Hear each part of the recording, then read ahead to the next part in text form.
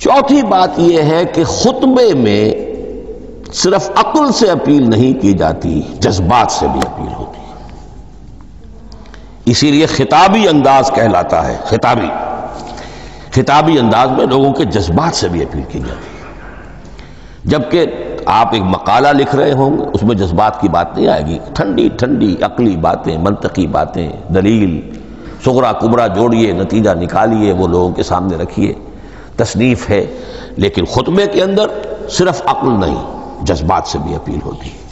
اب یہ سارے اوصاف میں جو بیان کر رہا ہوں، یہ سب قرآن مجید میں تمام و کمال بدرجہ اتم موجود ہیں۔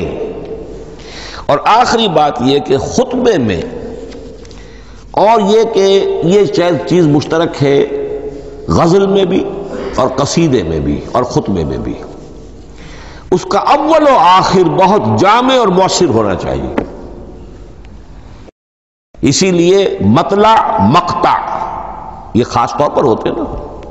مقطع میں آ پڑی ہے سکون گسترانہ بات، جس غزل کا مطلع جاندار ہے اس کو آدمی پڑھے گا، اور اگر وہ مطلع پھسپھسا ہے وہ باقی نظر پڑے گا ہی نہیں، چاہے آگے اس کے اندر بڑا عمدہ شعر بھی ہو وہ نہیں پڑھے گا، مطلع ہی جو ہے بے جان ہے، پھسپھسا ہے۔